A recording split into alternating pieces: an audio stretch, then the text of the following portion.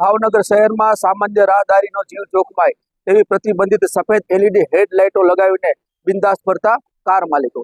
નમસ્કાર દર્શક મિત્રો, હું છું અશ્વિન સોલંકી, ભાવનગર, ગુજરાત.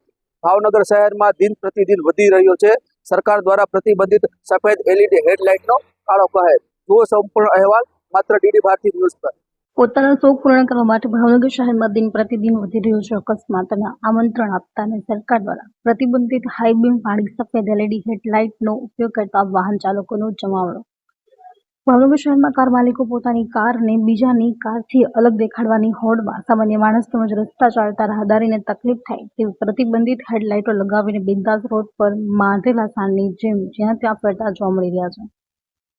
કોઈપણ વાહનમાં હેડલાઇટને તેની સૌથી મહત્વપૂર્ણ ભૂમિકા ભજવે છે. તેના વિના રાત્રેના ઓછા પ્રકાશમાં કાર ચલાવવી સૌથી મુશ્કેલ બનતી હોય છે. પણ આજના સમયમાં મોટાભાગના લોકો પોતાના વાહનોમાં સરકાર દ્વારા પ્રતિબંધિત સફેદ એલઈડી લાઇટનો ઉપયોગ કરતા હોય છે. જો કે આ લાઇટના કારણે અનેક વખત અકસ્માત સર્જવાનું જોખમ અનેક ગણું વધી જાય છે. દરેક વાહન ચાલકો આજે કંપની દ્વારા અપાયેલ હેડલાઇટને ખસેડી તેમની મનપસંદ અથવા સફેદ એલઈડી લાઇટ લગાવી રહ્યા છે. જો કે આ પ્રકારની લાઇટ લગાવવી તે યોગ્ય નથી, કારણ કે લાઇટથી કોઈનો જીવ પણ જઈ શકે છે. આ લાઇટથી સામેથી આવનારા વાહન ચાલકોની આંખ અંજાઈ જવાથી અકસ્માત સર્જાતા હોય છે.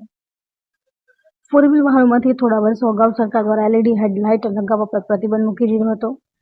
કારમાંથી તીવ્ર સફેદ પ્રકાશને કારણે સામેથી આવતા વાહન ચાલકોની આંખોમાં અતિશય તીવ્ર સફેદ પ્રકાશ પડતા સામેથી વાહન આવતા ચાલકોની આંખોમાં અંધારા આવી જતા તે પોતાના વાહન પરથી સંતુલન ગુમાવી દેતા હોય છે અને અકસ્માતનો ભોગ પણ બનતા જોવા મળે છે.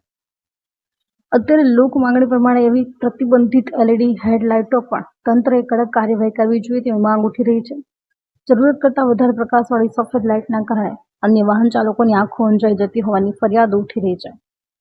અકસ્માતનો જોખમ ઉભો કરનાર વાહન ચાલકો સામે કાર્યવાહી કરવામાં આવે તેવી લાગણી પણ સામાન્ય વાહન ચાલકો વ્યક્ત કરી રહ્યા છે.